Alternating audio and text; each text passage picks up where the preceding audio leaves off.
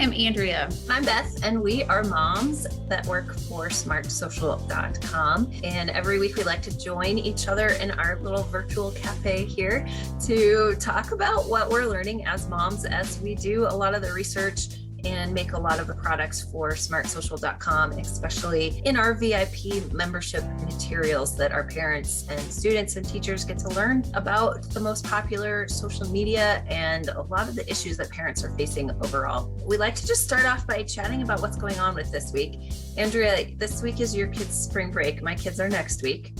How are you managing working and keeping them home without too much screen time? Oh man. I mean, I will start off and say my kids are amazing. Like they're doing really well. The week is going, I think, pretty well. So I am adjusting and getting up earlier. The kids get to sleep in, and they actually are for the first time ever. I think daylight savings happening right before spring break has helped. And the first day it was funny because actually the night before, my oldest, I was telling him good night and he says to me, "So can I turn on the switch first thing in the morning tomorrow?" And I was like, "No." Nice try, buddy. On the weekends, a lot of times we let them do that. They get up and at a certain time and then they can turn it on, play for a little while, just to slow roll the weekends. But I knew that if I let them get up and turn it on first thing on spring break, they'd wake up early. So I said no. And they slow rolled downstairs, all three of them. And they just kind of hung out and just sat near me for a little while.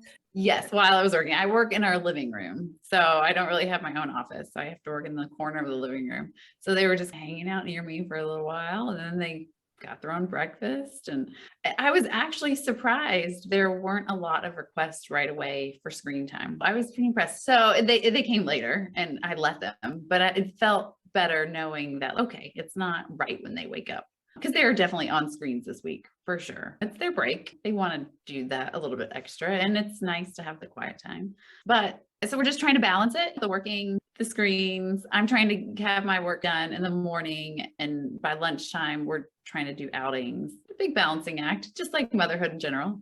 Absolutely. And we are super lucky at Smart Social that Josh understands family life and supports us in being here for our kids when we need it. So we are very lucky. But yeah, our spring break is next week. And I know I have this annoying habit that I overplan the week, and I think we're going to have no screen times and we're going to get everything done around the house and everybody's going to learn how to do chores suddenly. It doesn't happen in 1 week. So I'm trying to be realistic with my expectations. And like you said, the kids are going to be on screens, but it's just about limiting it.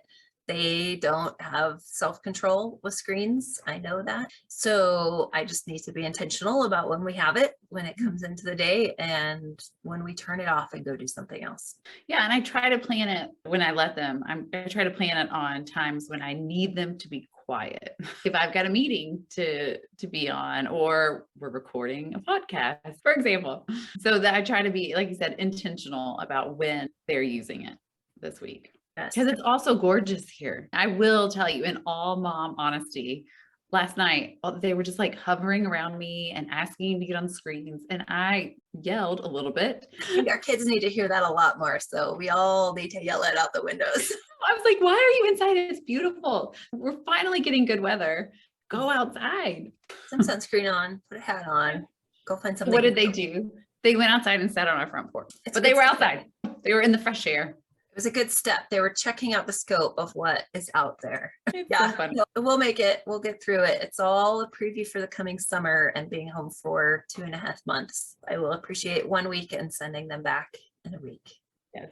And it did lead to I think it was a good dinner conversation. They may not have agreed about expectations for this summer and how they are not going to be able to just be inside and be on screens all day, that they will have to go outside and do things outside and inside too, read, do some chores, all those things that also need to be done.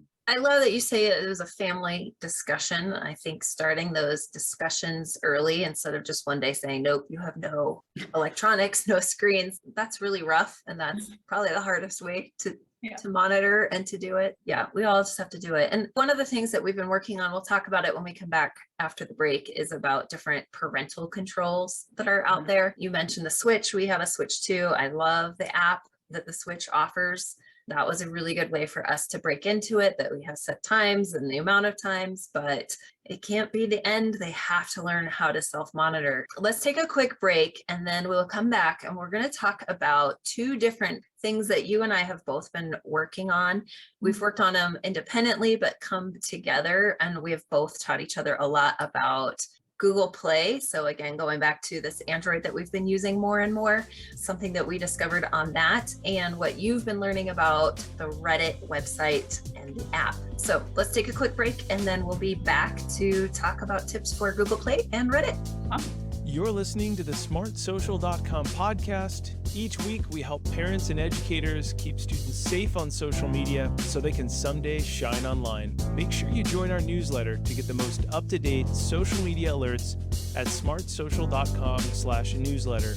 Every Tuesday and Thursday, we send out the latest social media app resources that help parents and educators to navigate this challenging landscape with their students. Now let's get to the program. So we are back, and Andrea, this week you have been working on a guide about Reddit, and Reddit is not something that I have spent a lot of time on other than just seeing it on the website to get some answers to my questions. You had asked me if I would download the Reddit app on the Android just so we could compare the screenshots and make sure everything is still the same. And I got so frustrated because it wouldn't let me download Reddit. A few weeks ago, we talked about parental controls on the Android, the digital well-being, and I really was sure that I had taken them all off because I want it to be open so I can use the phone and get screenshots. So I was really frustrated and saw the message that I had, and I Googled that message, and it led me down the path of learning that Google Play has its own parental control. So we knew from the research that you were doing that Reddit is rated M for mature. That's one of the highest ratings on Google Play that an app can have.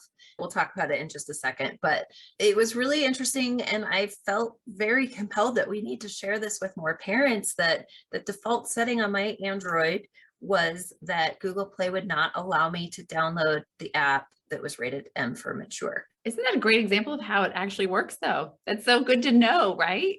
It is good to know. It was frustrating at the point, which is why I think I don't set a lot of parental controls, is that when I really need to give them an app or give them a device and a parental control is set and I have to get around it, I get frustrated. Yeah, it's good to know that it works, but we have to know that those things are there too. We created a brand new page about Google Play and parental controls and how to block those mature and adult apps that they have. One thing that we included with this guide is an explanation of how those maturity ratings are put into Google Play and how we see what we see. So Google Play uses the ESRB rating system, which if parents have kids on video games, they probably see that a lot, the ESRB ratings. So we include an explanation of what those ratings are. So every family can make the decision of what rating level they think is appropriate for their child's device. And you can take it all the way down to teen.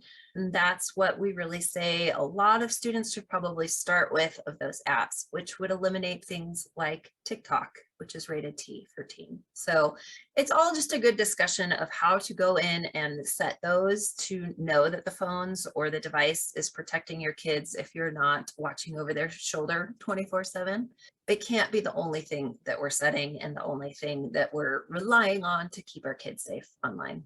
No, I think it's so great. We know how big the internet is and all these devices, and there's so much technology out there, and we keep just discovering new things and new ways that can help make our lives a little bit easier and help keep our kids a little bit safer online, which is great. So discovered that and put together a resource on it to teach other parents on that.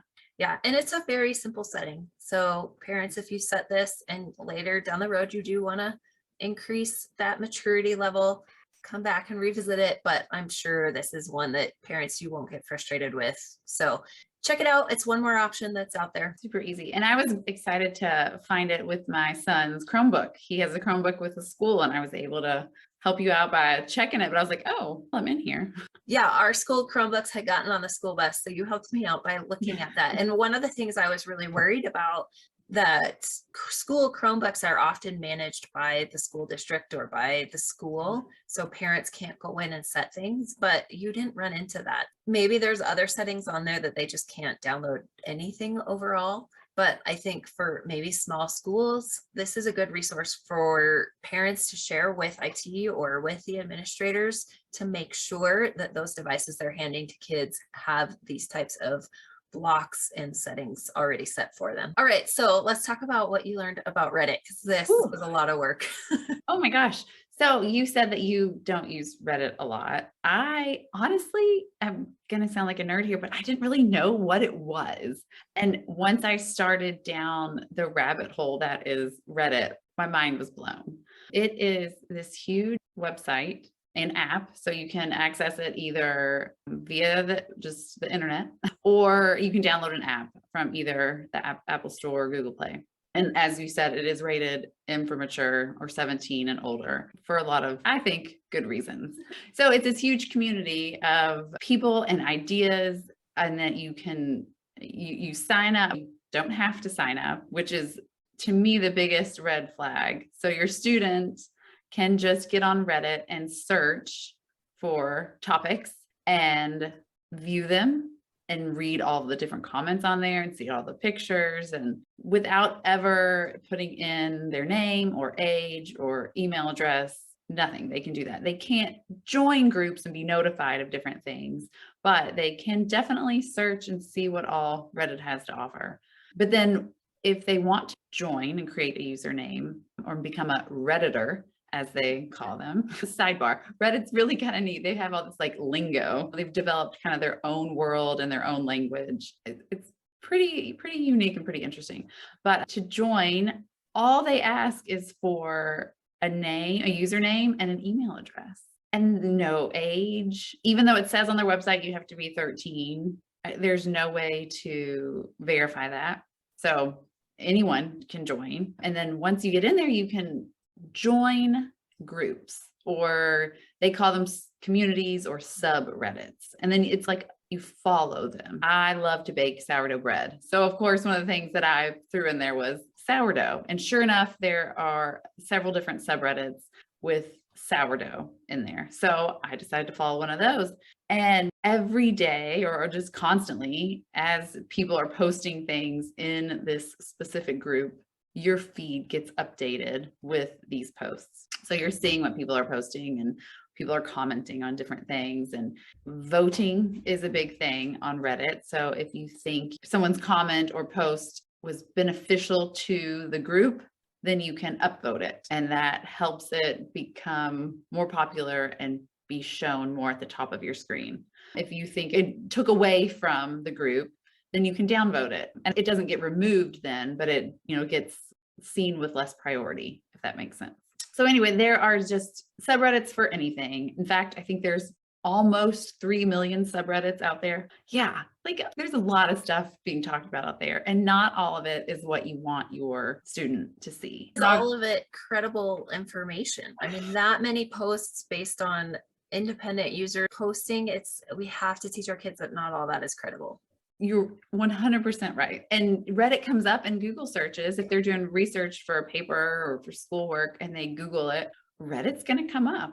And I don't think it's a very credible source. Yeah, absolutely. I work with online college students, and 10 years ago, the big thing was Wikipedia, and everybody wanted to cite Wikipedia, and that had its own credibility challenges. But now the discussion really has been talking about Reddit, and I saw it online, so it's true. So let's teach our high school, middle school, elementary school kids about credibility. It might be fun. It might be good tips. You might get interesting information, but is it good information? Right. Yes. You don't know that it's actually true. And there's a lot of news, especially with a lot of things that are going on in the news right now. There's a lot of news that pops up. I'm just a skeptic at heart, but I try not to pay attention to it because I don't believe that's where I want to get my news from, because I don't trust or know really ultimately who it's coming from. Yeah, I think every family has to have that conversation of where do we want to get our news from? What types of sources do we trust? What do we want to follow? What do we want to know more about? I think any news source, whether it's CNN or Fox or NPR or the local news, or where do we want to get our information from? So, but just good tips overall. I think it's interesting that you mentioned the word community a couple times about Reddit. That I think that's where a lot of teenagers really get sucked into Reddit, is feeling like they are part of a community, that these discussions get really big and they get into it and people look at them as the expert, or they think they are talking with experts and get good advice. And we all want our kids to have a good community. Maybe there are good communities on there, but we have to be cautious about especially these anonymous posters and who our kids are talking to. Yes. And there's one of the biggest subreddits is Ask Reddit. And so people will just throw out any questions and it's anonymous. Basically, you have a username, but it's a username you create. So it's not your actual name, or it doesn't have to be. And you can ask any sort of question and get an unlimited amount of results, answers, advice, if you will. In a way, I can see where teens would find that interesting, or like almost they feel like it's a safe place to ask questions that they might be embarrassed to ask other people. But they have to remember that just because someone on Reddit said something doesn't mean that they should do that, or that's the right advice that they're getting. And you talked about the lingo on Reddit. So I think some parents might be a little intimidated if they go on, their kids show them, this is a Reddit that I follow.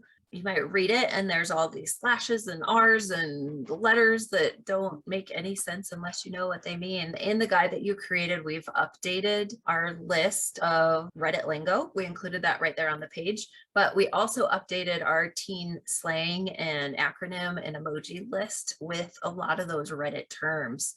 So we are seeing some of them on other sites too. But one of them, what brought that to mind was Ask Me Anything, AMA, or what I really liked was Ask Me Almost Anything. Like, good job. That's what all your posts need to be. Like, nobody should ask you anything. So one of the things that we hear a lot from parents is my kids aren't on social media. So you started talking about how Reddit is a website and an app.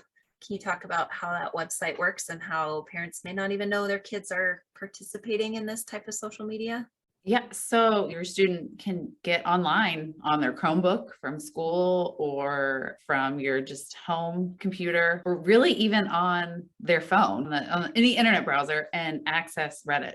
And as I was saying earlier, you don't have to sign up to have an account to access all that's on there. So this is opening up on an entire world that is pretty uncensored for your students. There's a lot of information out there that you don't want them to see at all. And some of the Reddits have moderators, they call them mods on Reddit, but I wouldn't say that's a safety control feature most of the time. Every subreddit does have a moderator, but they aren't even employees from Reddit. They're just volunteers. So really anyone can create a subreddit and be the moderator. You create rules. There's all these different, like a checklist to do it, but it is still just a human volunteer who is going through and overseeing all the posts and comments that are being made in those groups. So just leaves it really open to a lot of not so great information. I think we all just need to take that M for mature rating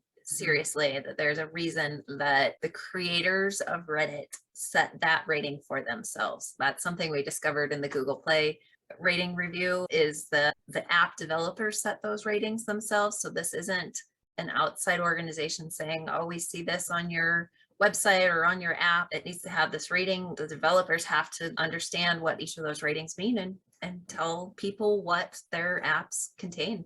And there are a few settings that you can turn on or off to make it a little bit safer for your student, but it's not a parental control, and there's nothing stopping them from going back in and readjusting those settings. I just feel like parents need to know that it is not really a safe place to just unleash your student. Yeah, great tips. Thank you. So Reddit is one of our guides for our VIP members. So if a VIP member would like to view everything about Reddit, you can go to SmartSocial.com, and in the top search box, just look for Reddit. We have a list of the 100 top apps for teens. You can find Reddit on that list, and we classify all of the apps that we do reviews about into a green, yellow, or red category based on how safe we think it is for kids to be out there. And Reddit is in our red zone, which I think follows very closely to that M for mature rating on Google Play. If you want to find a different option for kids, that list of teen apps that are popular might be a good place to go through and scroll with your kids and find something else that they're interested in that might be a little bit safer. So thanks for doing all that work on Reddit. I will say Josh loves Reddit. So even he said he learned a lot while he was going through all of the information that you put together. So that was good. I think parents and students can learn a lot from them if they watch it together and see how to make Reddit something useful, keep it fun, keep it safe. So there's a lot going on in the world right now. We can't deny that. There's a lot of anxiety out there right now over it. So definitely talk to them about those feelings that they may be feeling as well. And they might not even realize it, but it can be a scary thing, the videos and the news that they're seeing. Yeah. And I think that's where it really brings it home to me is you think TikTok is for some fun dances, and then a video becomes popular and shows up in their feed, and now they know something about it, but they don't know what to ask. I think every family just needs to have some type of conversation, and parents just need to be aware of what kids are seeing and experiencing and feeling. And if the kids don't want to talk about it at all, at least the conversation has started. The parents have opened that door. Come talk to me if you need something, or if you have questions, come talk to me before we look on Reddit. That's right. So speaking of fun news and what you brought up at the beginning about daylight savings time, I saw that the Senate recently passed a bill to get rid of daylight savings time. So maybe we will not have to have this conversation again in the future of losing our sleep. Oh man, I know. I hope so. It was funny though. Last night I was talking to my husband about it. I'm one of those people who this has been happening my entire life. I get confused every single switch. I'm like, okay, but what does this mean? Like, how does this affect me? And so last night I was trying to figure out, okay, so if this law passes and we're no longer switching times, what is my life going to look like? What is my winter going to look like? I woke up Monday morning with full intentions to go for a long walk in the morning. No, that was the wrong way. It was totally dark. I never remember which is which. Never. It's a good time to do some walks after dinner and maybe carry on these conversations that we start over the dinner table. Definitely. That's one of my favorite things to do for sure.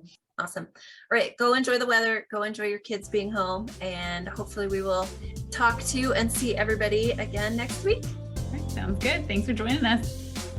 Thank you for listening to the SmartSocial.com podcast with this week's topics from Beth and Andrea. If you enjoyed the Mom Talk discussion that we had today about all things social media from a mom's perspective, we invite you to join the SmartSocial.com VIP program. As a very informed parent VIP member, you will learn about the dangers and benefits of social media for your kids and get tips every week to keep your family safe online, and most importantly, to teach your students how to shine online. We have over 130 detailed app guides that cover apps like TikTok, Snapchat, Instagram, and 100+ apps you might not have heard of, but your students may have visited or downloaded. Find out more and join today at smartsocial.com/VIP. Please remember to rate, subscribe, and review so we can continue to help more parents and educators just like you. I'm your host, Josh Oakes. As always, remember to keep it light, bright, and polite. We'll see you on the next episode. Have a great day.